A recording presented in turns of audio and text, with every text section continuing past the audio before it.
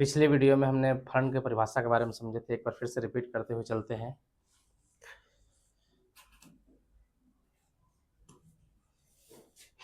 एक, दो, तीन, चार, 5 और इधर है ए, बी, सी, डी, ई, एफ।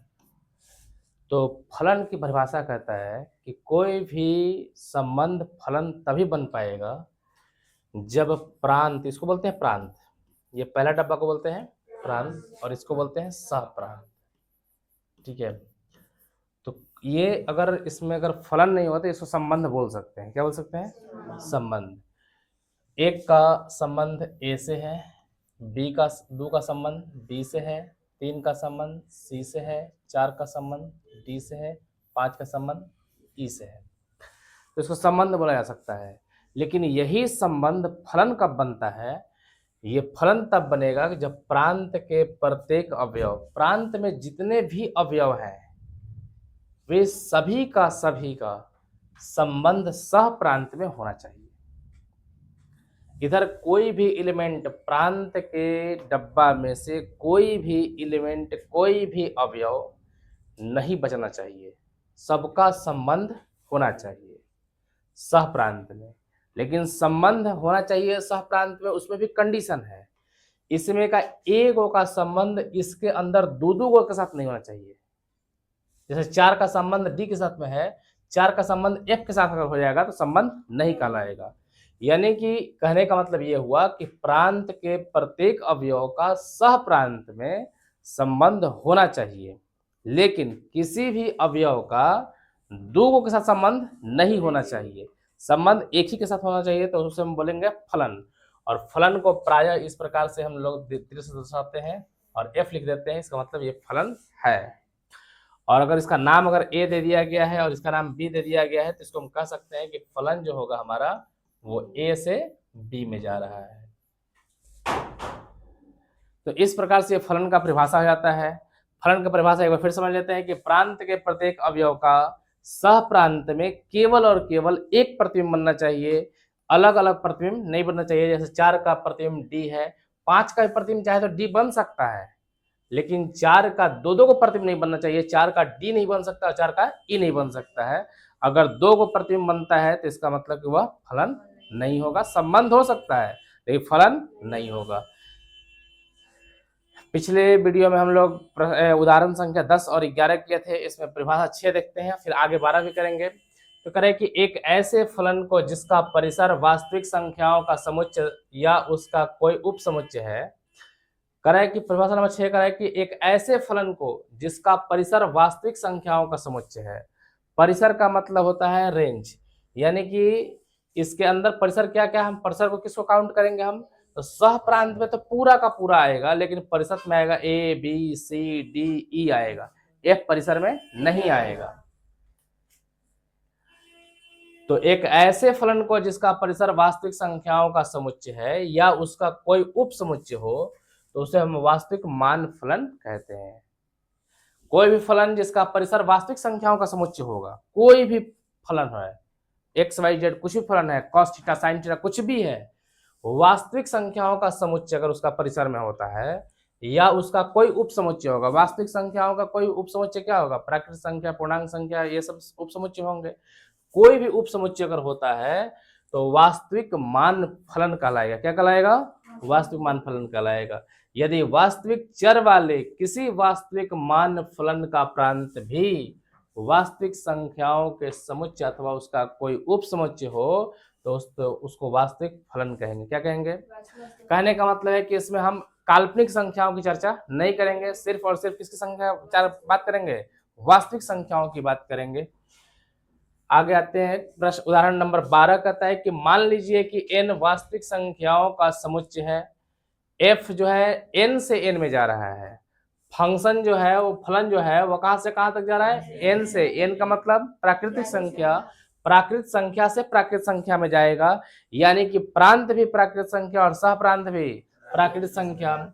और फलन क्या दिया हुआ है, fx बराबर 2y + 1 है, द्वारा परिभाषित एक वास्तविक मान फलन है।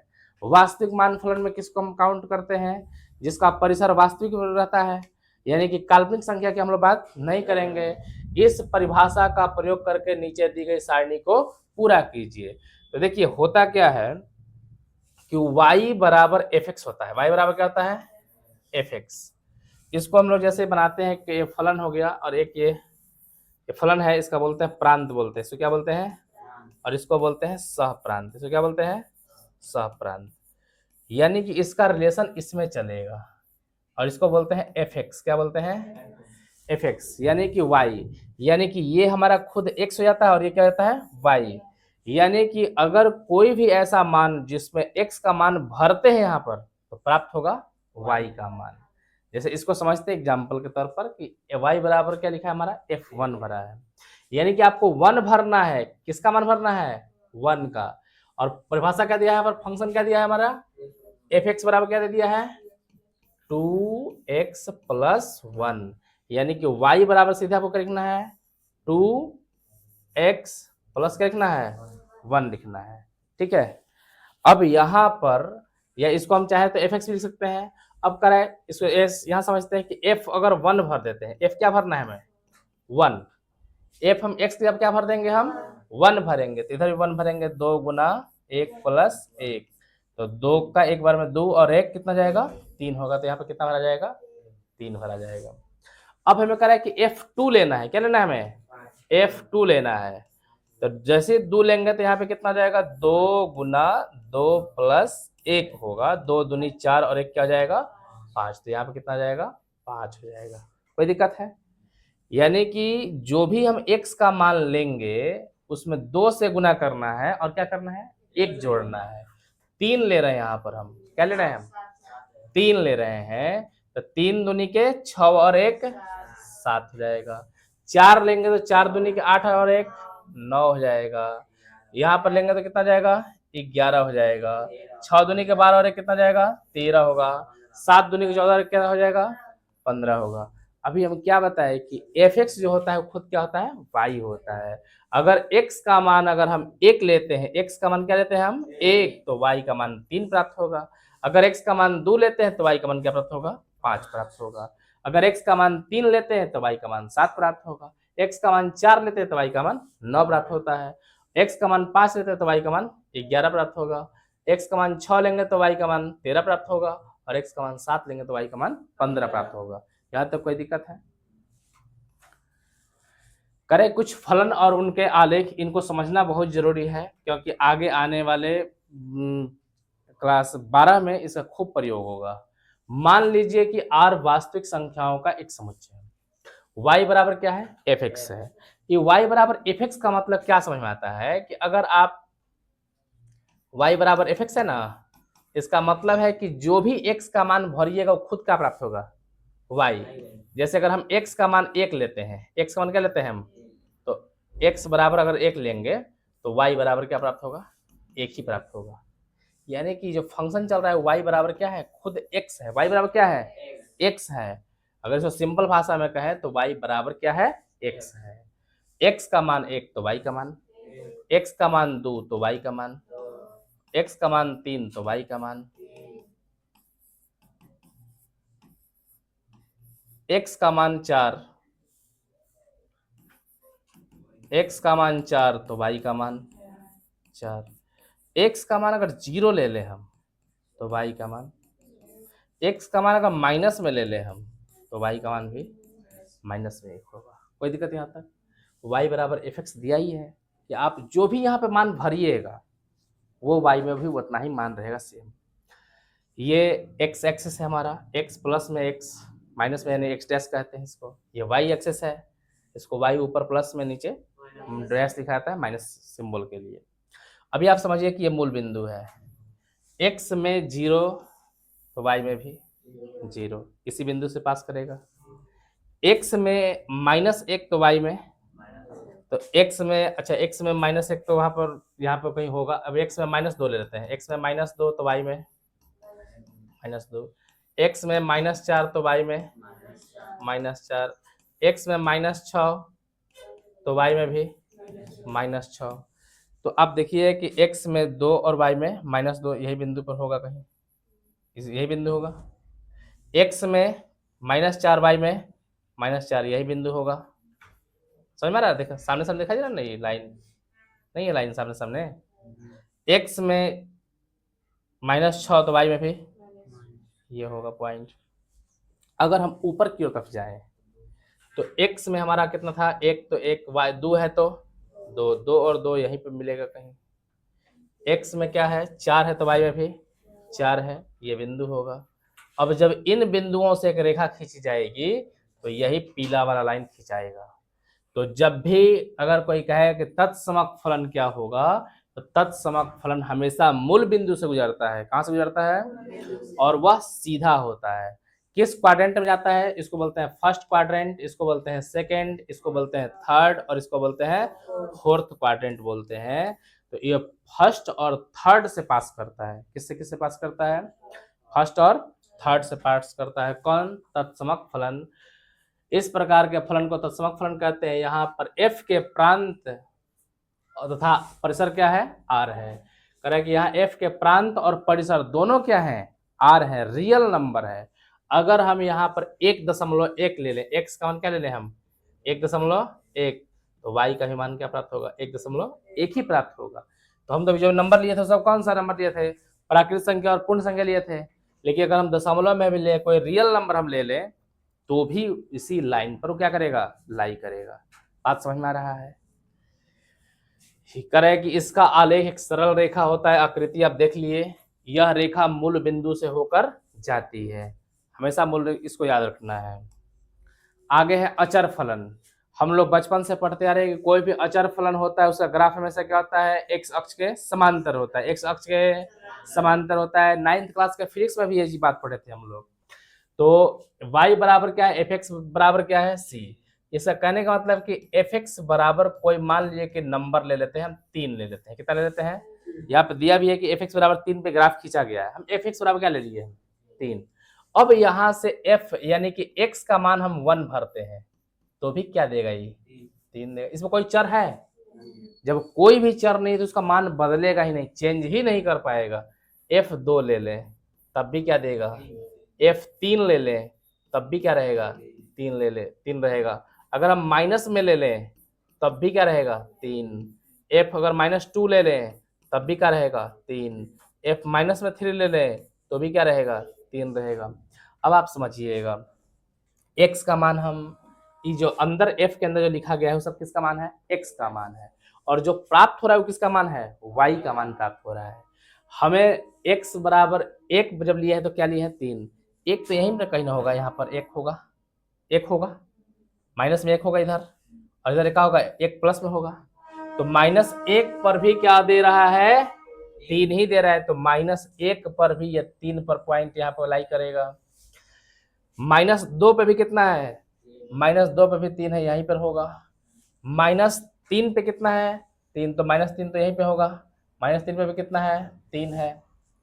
अब आते हैं प्लस की तरफ। f1 यानी x का मान क्या है? 1 है। तो x का मान जब 1 है तो कितना दे रहा है? 3। x का मान 2 ले रहे हैं तब भी कितना दे रहा है? 3। तो यहाँ पर 2 के जगह पर कितना जाएगा? 3। x का मान 3 ले रहे हैं तब भी क्या दे रहा है? 3। 3 तो 2 और 4 के बीच में होगा। 3 पे भी कितना दे रहा है? 3। इन बिंदुओं से जब एक रेखा खींचेंगे, इन बिंदुओं से जब एक सरल रेखा खींची जाएगी तो इसी प्रकार की रेखा खींची जाएगी और ये रेखा क्या हो जाएगी? x अक्ष के समांतर है। x अक्ष क्या है? समांतर है। तो याद कर लीजिए कि जब भी अचर फलन की बात करेगा, अचर फलन का ग्राफ हमेशा x अक्ष के क्या आता है? समांतर आता है, क्योंकि इसमें कोई वेरिएबल है ही नहीं। करें कि जहां c एक अचर है और प्रत्येक x बिलोंग्स टू r है। हम कौन सा नंबर लिए हैं? ये कौन सा है? प्राकृत संख्या है। अगर हम यहाँ पर कह दें कि f के अंदर √5 भर दें तो भी तो 3 देगा, और √5 जाहिर सी बात है इस संख्या रेखा पर कहीं ना कहीं लाई करेगा। और √5 का मान होता क्या है? 2.236 होता है। 2.236 यानी कि 2 और 4, 3 के बीच में हमेशा आएगा। ये हम लोग 9th क्लास से पढ़े थे। रूट कहाँ पर? रूट को संख्या रेखा पर दर्शाना होता था। तो करे कि आगे कि यह फलन f r से r में है, यहाँ f का प्रांत भी r होगा और उसका परिसर क्या होगा? c होगा। प्रांत तो इसका जाहिर सी बात है क्या होगा? प्रांत क्या होगा? r होगा, रियल नंबर होगा। लेकिन इसका परिसर क्या होगा, कांस्टेंट टर्म होगा। क्या होगा, कांस्टेंट टर्म। और यहाँ पर f का आलेख x अक्ष के समांतर एक रेखा है। उदाहरण के लिए fx बराबर क्या लिए हम, 3 ले लिया गया, 3 पे ही समझाए हैं। x बिलोंग्स टू r और इसका आलेख आकृति में दर्शाई गई है, तो आप देख लीजिए इसका आकृति। अगर इसको आप चित्रण विधि समझना चाहें तो ये एक चित्र बना सकते हैं इस तरह से। इसमें 3 होगा, इसके अंदर कुछ भी आप मान भरिएगा, 1 रूट 2 रूट 3 रूट 4 रूट मतलब 2 हो जाएगा। फिर यहाँ पर रूट माइनस माइनस में तो ले नहीं सकते हम, रूट 3 ले लिए, माइनस में 4 ले लेंगे, माइनस में 5 ले लेंगे, कुछ भी लेंगे, इस सबका कनेक्शन किससे जाएगा, 3 से जाएगा। यानी कि कहने का मतलब ये है कि प्रांत के अंदर, प्रांत के, ये प्रांत है ना जी, ऐसे क्या बोलते हैं, सह प्रांत। सह प्रांत के अंदर भी तो रियल नंबर है, तो बहुत सारी संख्याएं होंगी, बहुत सारी संख्याएं होंगी, 1 होगा, 2 होगा, रूट 2 होगा, रूट 3 होगा, बहुत सारी संख्याएं होंगी, क्या कि रियल नंबर है। ये भी क्या है, रियल नंबर है, बहुत सारी संख्याएं इसके अंदर होंगी, लेकिन जो संबंध बनेगा किससे बनेगा, ओनली 3 से बनेगा। तो हम बोले कि इसका प्रांत क्या होगा, तो प्रांत होगा रियल नंबर। सह प्रांत क्या होगा, वो भी रियल नंबर होगा, लेकिन परिसर क्या होगा, ओनली 3 होगा। कोई दिक्कत यहां तक। बहुपद फलन या बहुपदीय फलन इसको किसे कहते हैं, तो हम लोग 9th 10th क्लास में पढ़े थे कि बहुपद किसे कहते हैं। तो चर, जो बहुपद होता है वो क्या होना चाहिए, चर वाला सीरीज होना चाहिए, और उसका जो घात होना चाहिए वो क्या होना चाहिए, पूर्ण संख्या होना चाहिए। यानी कि 0 1 2 3 4 5 6 7 8 9 10 ये होना चाहिए, उसे हम क्या कहते हैं, बहुपद फलन कहते हैं। क्या कहते हैं, बहुपद कहेंगे। तो कह रहे हैं कि बहुपद फलन या बहुपदीय फलन, फलन एफ आर से आर, रियल नंबर से रियल नंबर में जा रहा है। एक बहुपदीय फलन कहलाता है यदि आर के प्रत्येक एक्स के लिए y बराबर एफ एक्स। अब एफ एक्स क्या होगा, ए जीरो है, यानी कोई कांस्टेंट टर्म होगा। a1 x, a1 का मतलब कुछ भी यहाँ पर मान हो सकता है, 1 2 3 4 5 6 कुछ भी हो सकता है, और x होगा। फिर पावर धीमे धीमे का जा रहा है, बढ़ते जा रहा है। आप लोग द्विघात बहुपद पढ़े होंगे, द्विघात बहुपद।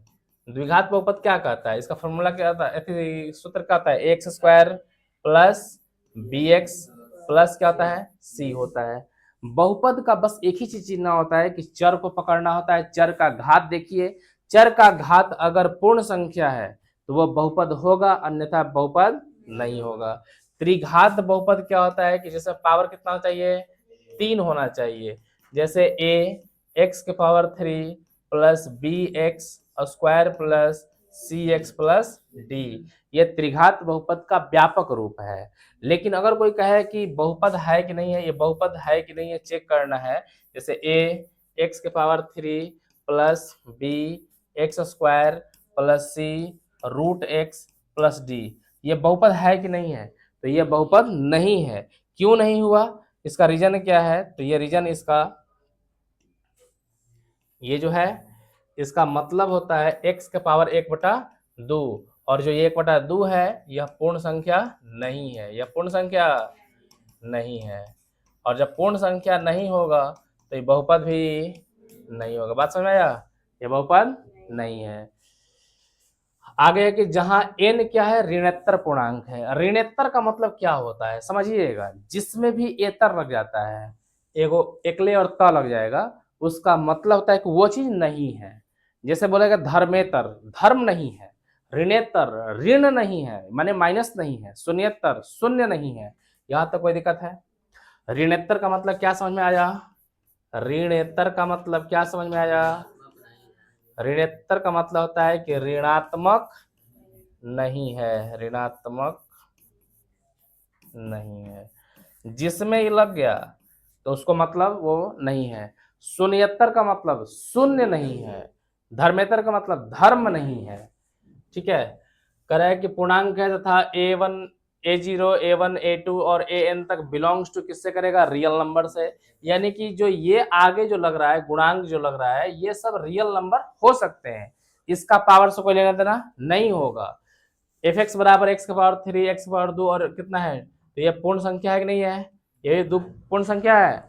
ठीक है, जी एक्स एक्स का पावर कितना है, अब यहाँ पर एक्स का पावर कितना जाएगा, 1 हो जाएगा। लेकिन आप देखिए रूट के अंदर क्या है, दो है, एक्स नहीं है, रूट के अंदर दो है, एक्स है नहीं है। हमको देखना था चर, चर का पावर कितना है, 4 है, चर का पावर कितना है, 1 है। पूर्ण संख्या है कि नहीं है? अगर पूर्ण संख्या है तो ये क्या हो जाएगा, ये पूर्ण संख्या तो क्या हो जाएगा, बहुपद होगा। पूर्ण संख्या तो क्या हो जाएगा, बहुपद। तो इस तरह से बहुपदी फलन है। जबकि एच एक्स बराबर, यहाँ देखिए एक्स का पावर कितना है बताइए, 2/3। 2/3 पूर्ण संख्या, 2/3 पूर्ण संख्या नहीं है, 2/3 पूर्ण संख्या नहीं। अगर ये पूर्ण संख्या नहीं होगा तो क्या ये बहुपद होगा? इसीलिए ये बहुपद, बहुपदीय फलन नहीं है। बहुपदीय फलन समझ में आया? यानी कि जो बहुपद का डिफिनेशन है वही जब फलन के अंदर प्रयोग होगा तो उसे क्या कहेंगे हम, बहुपदीय फलन कहते हैं। क्या कहते हैं? बहुपदीय फलन कहते हैं। आगे उदाहरण नंबर 13 का रहा है कि y बराबर एफ एक्स। अब याद कर लीजिए कि y बराबर क्या होता है, एफ एक्स होता है। एक्स स्क्वायर, y बराबर एफ एक्स का वैल्यू क्या दिया है, एक्स स्क्वायर। क्या दिया है, x belongs to r।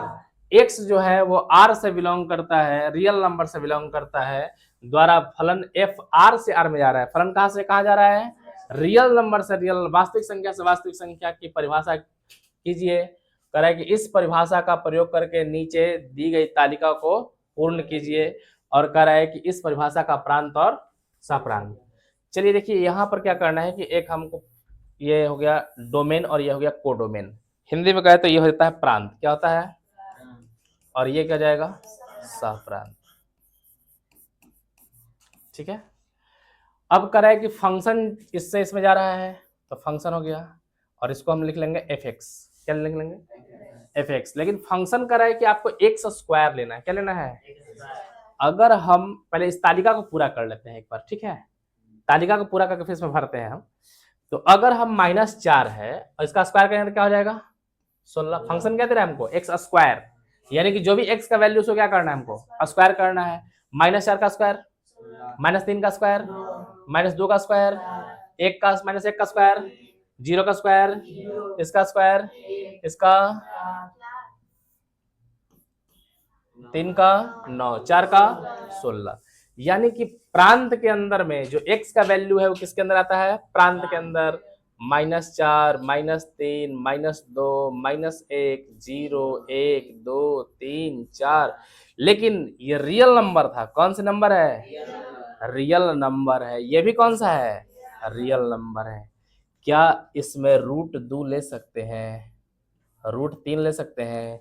Real number में सारी संख्याएं आती है, केवल नहीं आता है तो माइनस के अंदर, जो रूट के अंदर जो माइनस होगा वो संख्याएं रियल नंबर के अंदर नहीं आती हैं।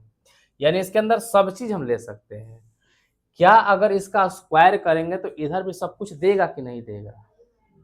जैसे हम √2 का स्क्वायर करेंगे तो क्या दे देगा, 2 दे देगा। 4 का स्क्वायर क्या हो जाएगा, -4 का 16, 9, 4, 1, 0। अब यहाँ पे 2 ले लेंगे, ठीक है, 3 ले लेंगे, तो इसका स्क्वायर तो 16 होगा, और साथ ही साथ इसका भी स्क्वायर क्या हो जाएगा, 16। 3 का स्क्वायर रूट, इसका भी 9, इसका भी 9, इसका 2, -2 का 4, 2 का भी 4, -1 का 1, 1 का, 1 का भी दे देगा 1, 0 का 0। √2 का स्क्वायर क्या दे देगा, और √3 का स्क्वायर क्या दे देगा। इस तरह से फंक्शन चल सकता है। इसको बोलते हैं प्रांत, इसको बोलते हैं सहप्रांत। और जिससे जिससे रिलेशन होगा उसको बोलेंगे परिसर। क्या बोलेंगे, यहां तक कोई दिक्कत है? ये तालिका कंप्लीट हो गया। अब करा है कि इस फलन का प्रांत और परिसर क्या है। तो इस फलन का प्रांत क्या हुआ, इस फलन का प्रांत हो गया रियल नंबर। क्या हो गया, और परिसर पूछा हमसे, परिसर भी क्या हो जाएगा, रियल नंबर। परिसर भी क्या होगा, रियल नंबर होगा। परिसर भी क्या होगा, रियल नंबर। बट अभी अधूरा बात बोले हैं, रियल नंबर तो होगा लेकिन क्या इसमें कभी माइनस में आ सकता है क्या रिजल्ट? दुनिया के किसी भी संख्या का स्क्वायर करने पर वो माइनस में हो सकता है, नहीं हो सकता है। परिसर रियल नंबर तो होगा, बट क्या नहीं होगा, ऋणात्मक नहीं होगा। क्या नहीं होगा, तो यहाँ पर लिखना पड़ेगा ऋणेतर वास्तविक संख्या। कौन सा लिखना पड़ेगा, ऋणेतर वास्तविक संख्या। समझ में आ रहा है बात, कि कोई आपत्ति है तो बोला जाए। ऋणोत्तर का मतलब जो ऋण नहीं है। और हम लोग चैप्टर 1 में पढ़े थे कि इसी को हम लोग क्या कहते थे, इसी को हम लोग एक और नाम से जानते थे, आर प्लस के नाम से जानते थे। कहते थे हम लोग एक प्लस ऊपर होना चाहिए यहाँ पर, आर नहीं ठीक था, नीचे था ना जी, आर प्लस। आर प्लस का मतलब, आर प्लस का मतलब होता है कि हम रियल नंबर तो ले रहे हैं लेकिन इसमें से उसको छोड़ रहे हैं जो ऋणात्मक है, माइनस वाले को हम लोग काउंट नहीं करेंगे। रियल नंबर ये भी है, रियल नंबर ये भी है, लेकिन इस रियल नंबर और ये रियल नंबर में फर्क है। इस रियल नंबर में सारी संख्या आएंगी, माइनस वाला प्लस वाला सब आएगा, लेकिन इसमें क्या आएगा कि रियल नंबर तो आएगा लेकिन माइनस वाली कोई भी संख्या हम नहीं ले पाएंगे, तो ये परिसर होगा। बात समझ में आई? प्रांत की बात बोली जाएगी तो सारी रियल नंबर माइनस में प्लस में सब आएगा। सह प्रांत की बात बोले, सह प्रांत में भी सब कुछ आएगा, लेकिन जैसे ही परिसर करते हैं, यानी कि किसी भी चीज का अगर हम स्क्वायर करते हैं तो स्क्वायर करने पर उसका मान कभी भी माइनस में नहीं आएगा। -4 का स्क्वायर करें तो भी 16 देगा, यानी कि माइनस का स्क्वायर करने पर प्लस हो जाता है, यानी कि इसमें जो भी परिसर के अंदर आएगा वो क्या आएगा, सभी के सभी क्या आएंगे, धनात्मक आएंगे। तो इसको हम क्या लिखेंगे, या तो आपको लिखना है तो हिंदी में लिखिएगा ऋणात्तर वास्तविक संख्या। ऋणात्तर वास्तविक, ऋणात्तर का मतलब ऋण नहीं, शून्यत्तर का मतलब शून्य नहीं, तो ऋणात्तर वास्तविक संख्या या इसका सिंबल कहता है आर प्लस हो जाता है। कोई दिक्कत यहाँ तक? अब कराए कि एफ का आलेख खींचिए। चलते हैं आलेख खींचते हैं। इसको मान लेते हैं हम -1, -2, -3, -4, -5, -6, -7,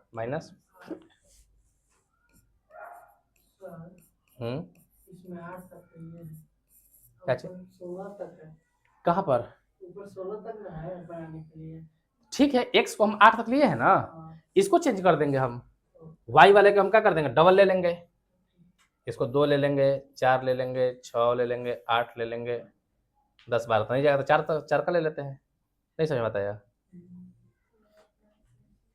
ये हमारा हो गया 4, ये हो गया 8, ये हो गया 12, 3 का पड़ा ले लेते हैं।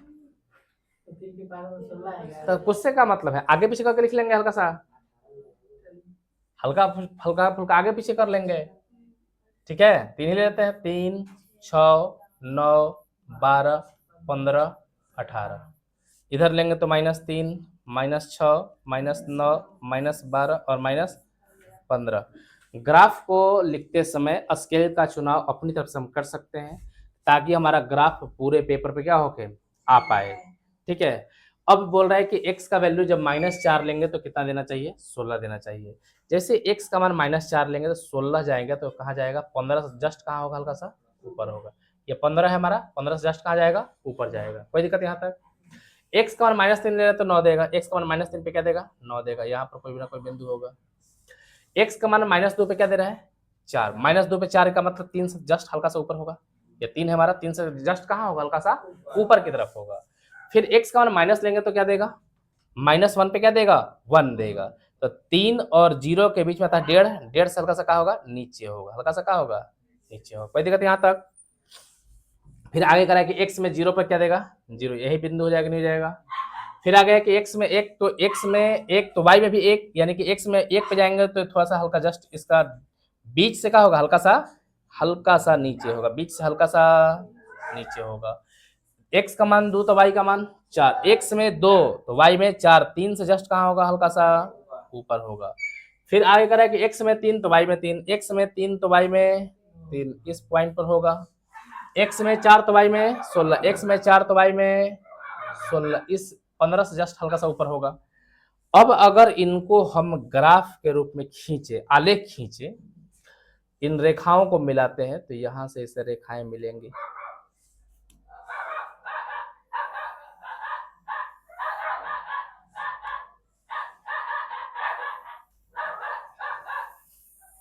इस तरह से मिलेगा रेखा, क्या मिलेगा, इस तरह से रेखा मिलेगा ना जी, इस तरह से रेखा मिलेगा। तो ये है एक्स स्क्वायर का ग्राफ है, किसका ग्राफ है, एक्स स्क्वायर का। आप लोग पढ़े होंगे क्लास 10 में तो बोलते थे कि एक्स स्क्वायर का जो ग्राफ होता है, द्विघात बहुपद का जो ग्राफ होता है वो परवलय होता है। क्या होता है? परवलय, पैराबोला होता है। तो ये परवलय है। क्या है? आगे है उदाहरण नंबर 14 है कि एफ एक्स बराबर क्या है? एक्स पावर 3 है। करें कि x बिलोंग्स टू r द्वारा परिभाषित एक फलन एफ आर से r का आलेख खींचना है हमको। तो सबसे पहले कुछ मान निकालना पड़ेगा आलेख को खींचने के लिए। तो सबसे पहले माइनस में कुछ वैल्यू लेके चलेंगे, ठीक ना। एफ में हम क्या ले पाएंगे? -1। जैसे -1 भरे तो -1 का क्यूब कितना होगा जी? -1 का क्यूब माइनस। एफ में अगर हम -2 ले लेते हैं तो -2 का क्यूब कितना होगा? -8। अगर एफ में हम 3 ले लेते हैं -3 तो कितना जाएगा? तो -3 का क्यूब कितना जाएगा? -27 हो जाएगा। क्या कि काफी लंबा हो जाएगा। अब आगे अब जीरो ले लेते हैं। एफ जीरो का क्यूब कितना जाएगा? 0। एफ 1 ले लेते हैं तो 1 का क्यूब 1। अगर 2 ले लेते हैं तो 8 और एफ 3 ले लेते हैं तो 27। यानी कि प्लस वाला जो है प्लस की तरफ, माइनस वाला माइनस की तरफ। चलिए यहाँ पर मान भरते हैं -1 -2 -3, ठीक है। इधर में भरेंगे 1 2, इसको तनिक और दूर दूर करके भरते नहीं, इस सबको 1 मान लेते हैं। इसको 1, इसको 2 माइनस में, और इसको क्या मान लेते हैं? 1 को छोड़ छोड़ कर मान लिए। तो यहाँ से क्या जाएगा हमारा? ये हो जाएगा 1, ये कितना जाएगा? 2 और ये 3 हो जाएगा।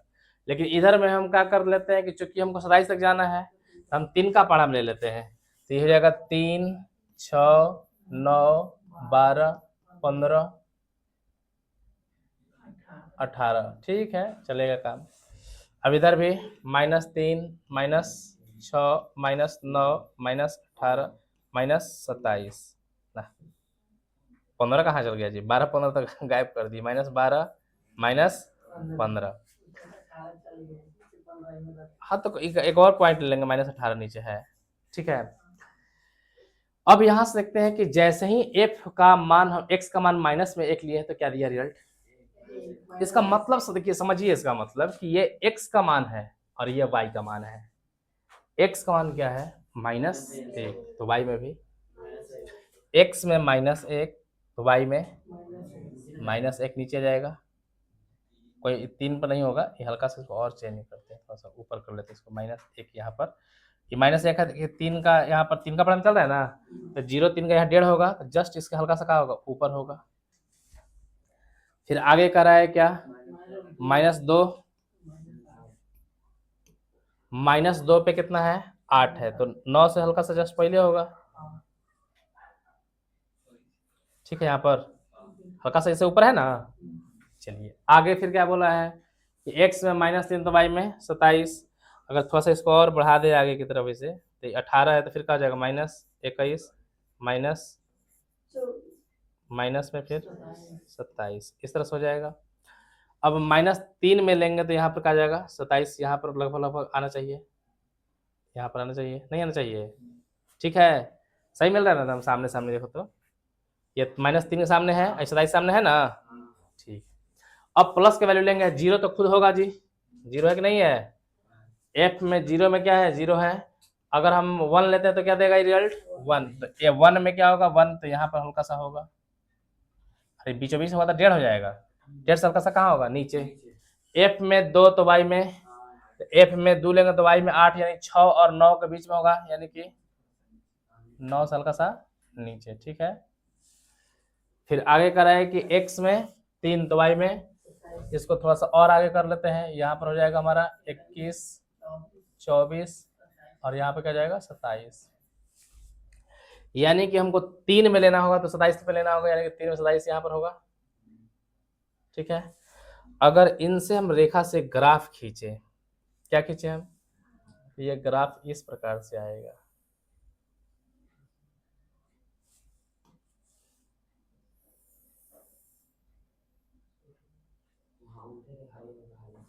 कहाँ पे? यहाँ पे था ना जी।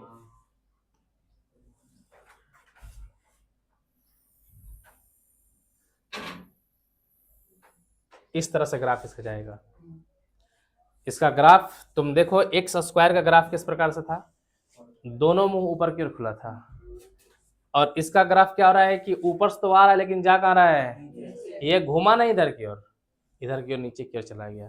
कोई दिक्कत यहाँ तक? चलते हैं। तो ये बोल रहा था कि इसका आलेख केवल खींचना था। अब अगर पूछा जाए आपसे कि इसका बताइए प्रांत क्या होगा, प्रांत क्या होगा बोला जाए, रियल नंबर। प्रांत क्या होगा, सह प्रांत की बात कर ली जाए तो सह प्रांत भी क्या होगा, रियल नंबर ही होगा। परिसर की बात कर ली जाए तो परिसर में भी तो माइनस में है, ये भी रियल नंबर होगा। इसमें तीनों के तीनों क्या हो जाएंगे, कोई दिक्कत यहाँ तक? उदाहरण नंबर नहीं, परिमेय फलन क्या है, परिमेय संख्या किसे कहते हैं, जब किसी संख्या को किसी संख्या से भाग करते हैं सिवाय जीरो को छोड़ देना होता है तो उसे हम क्या कहते हैं, परिमेय संख्या कहते हैं। क्या कहते हैं कि जब किसी संख्या को p बटा q के रूप में दर्शाया जा सके जहां p और q क्या है, पूर्णांक संख्याएं, जबकि q बराबर जीरो ना हो तो उसे हम क्या कहते हैं, परिमेय संख्या कहते हैं। यानी परिमेय संख्या को हम p बटा q के रूप में दर्शा तो सकते हैं, लेकिन ये जो q है ना, ये जीरो के बराबर केवल नहीं ले सकते हम। क्या बाध्यता है कि हम q का मान क्या नहीं ले सकते, बाकी सब संख्या ले सकते हैं। क्या ले सकते हैं, पूर्णांक संख्या सभी ले सकते हैं हम। इसको ले सकते हैं जीरो बटा में, यहाँ पे मान लो एक ले सकते हैं, लेकिन जीरो बटा में जीरो नहीं ले सकते, ये अलाउ नहीं है। जीरो में जीरो से कभी भी भाग अलाउ नहीं होता है। तो कह रहा है कि एफ एक्स बटा में क्या है, जी एक्स के प्रकार के फलन, जहां पर एफ एक्स जी एक्स एक प्रांत में एक्स के परिभाषित बहुपदीय फलन है। यानी कि एफ एक्स और जी एक्स ये प्रांत में एक्स के क्या है, बहुपद फलन है। क्या है, परिभाषित बहुपद फलन है। यानी कि p बटा क्यू को लिख सकते हैं, लेकिन आगे कंडीशन क्या दिया है कि क्यू एक्स किसके बराबर नहीं होना चाहिए, जीरो के बराबर नहीं होना चाहिए। अगर जीरो के बराबर कर देते हैं तो उसका मान क्या जाएगा, इनफाइनाइट हो जाएगा या अपरिभाषित हो जाएगा, तो हम लोग उसका मान नहीं निकाल पाएंगे। इसलिए इसको क्या कहते हैं, परिमेय फलन कहते हैं। क्या कहते हैं, परिमेय। उदाहरण नंबर 15 है कि एक वास्तविक मान फलन एफ आर माइनस जीरो। इसका मतलब क्या समझ में आया कि जो प्रांत होगा वो रियल नंबर होगा। प्रांत क्या होगा इसका, इस रियल नंबर के अंदर सारी संख्याएं दुनिया की है, लेकिन कौन सी संख्या नहीं है, केवल जीरो नहीं है। कौन सा संख्या नहीं है, इसके अंदर सभी संख्याएं हैं लेकिन जीरो इसके अंदर नहीं है। और यहाँ पर है एक रियल नंबर ले रहे हैं, प्रांत के अंदर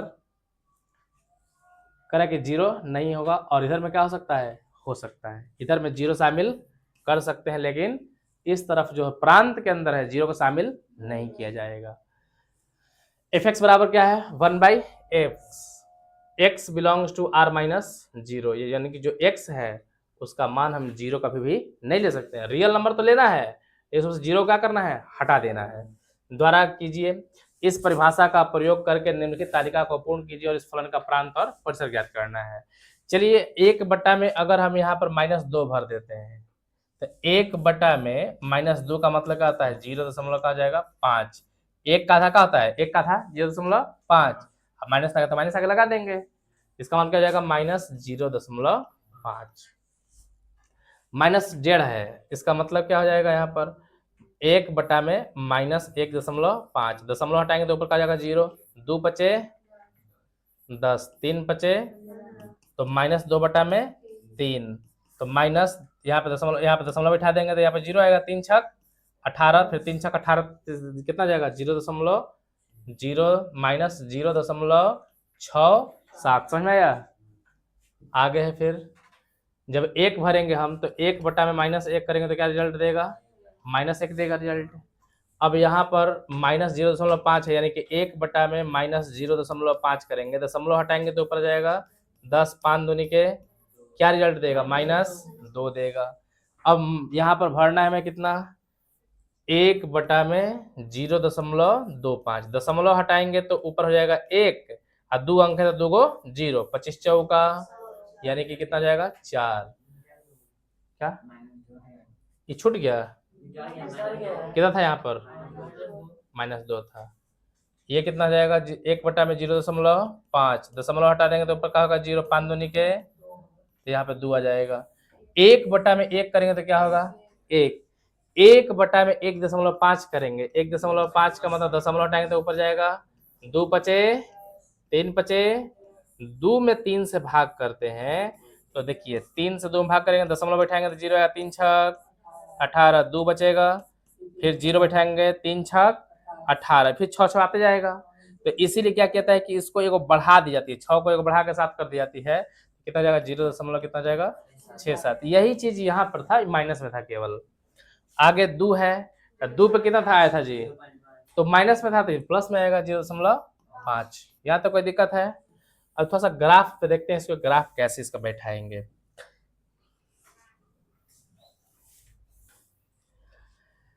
हमारा वैल्यू कहां से कहां तक जा रहा है, मैक्सिमम वैल्यू इसमें कितना है 4 है, मैक्सिमम वैल्यू कितना है 4, और इसमें ऊपर मैक्सिमम वैल्यू कितना है, तो 4 के लिए क्या कर लेते हैं हम लोग कि 0.25 से शुरू कर लेते हैं, कितना से 0.25, 0.5, ये कितना जाएगा 0.75, ये कितना जाएगा, समझ में आ रहा है बात क्या बोले हम, ये हो जाएगा 0.25, 0.50, 0.75, फिर कितना हो जाएगा 1, 1.25, 1.5, 4 आएगा इसमें। ये किसका वैल्यू, एक्स का वैल्यू ले रहे हैं ना, एक वैल्यू 2 तक ना मैक्सिमम है, चलिए ठीक हो जाएगा इसमें 1.5, ये कितना जाएगा 1.75, ये हो जाएगा 1.2 हो जाएगा सीधा। सेम चीज इधर कहाँ जाएगा, माइनस में जाएगा, तो माइनस में 0.25 माइनस 0.5, 0.25 जोड़ते जाना है, माइनस कितना जाएगा 0.75, फिर माइनस कितना जाएगा 1, फिर माइनस कितना जाएगा 0.1, minus 1.25, minus 1.25, minus 1.5, minus 1.75, minus 2।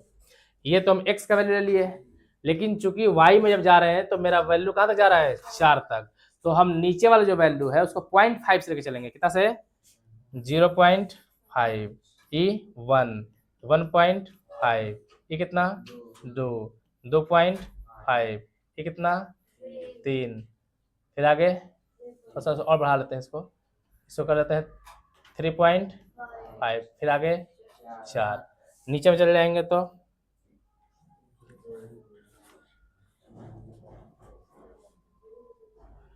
0.5, फिर 1 हो जाएगा, -1, -1.5, -2, -2.5, माइनस में फिर 3, फिर आगे नीचे चले जाएंगे तो -3, समझेंगे थोड़ा सा, ठीक है। x का वैल्यू क्या लेना है -2, तो x का वैल्यू -2 पे चले गए हम, और रिजल्ट क्या दे रहा है हमको y में माइनस में ना, तो माइनस में नीचे ले लेते हैं, इसे कलर चेंज करते हैं, यहाँ पर बिंदु होगा, ठीक है। इसी के सामने लिए है एकदम जस्ट, थोड़ा सा हो सकता है आगे पीछे हो जाए यहाँ पर, ठीक है जी। देखो तो अब इसके सामने है ना एकदम सीध में, आगे फिर कराया कि -1.5, -1.5 पे कितना है 0.67, यानी कि 5 से हल्का सा आगे बढ़ा होगा, नहीं ज़्यादा हो गया, यहाँ पर होगा, ठीक है। -5, 0.5 से कितना होगा माइनस जो 0.5 था ना, इस थोड़ा सा का होगा, हल्का सा नीचे होगा। फिर आगे क्या बोल रहा है कि -1 पर -1 है, -1 पर -1 यहाँ पर होगा, है ठीक है। -0.5 पे कितना है जी, 0.5 पे कितना है -2 है ना, तो 0.5 पे कितना -2 कहाँ पर आएगा, यहाँ पर आएगा, यहाँ पर। फिर कराए कितना, अगर इसका मान और हम लेते जाएंगे तो देखिए इसका ग्राफ कैसे बनेगा, इसका ग्राफ इस प्रकार से बनने वाला है, ऐसे ऐसे घूमते घूमते जाएगा और इससे ग्राफ हो जाएगा, ठीक है। इधर मान भरेंगे 0.25 पे कितना है 0.25 पे 4, सीधा कहाँ आएगा यहाँ पर आएगा, 0.5 पे कितना है 2, 0.5 पर आ जाएगा 2, यहाँ पर होगा। फिर 1 पर कितना है 1, तो यहाँ पर होगा। फिर 1.5 पर कितना है 0.67, तो लगभग लगभग यहाँ पर होना चाहिए। और 2 पर कितना है 0.5, तो इसको ग्राफ दिखाई दे रहा है कि इसको घूम रहा है? बड़ा बढ़िया डिजाइनिंग ग्राफ है।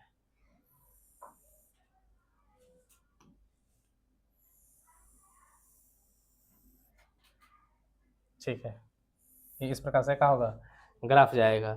लेकिन ये ग्राफ कभी भी इस एक्स एक्सिस में टच, इधर भी कभी वाई एक्सिस में टच, इधर भी टच, इधर भी टच नहीं करेगा, ऐसे बढ़ते जाएगा। ठीक है।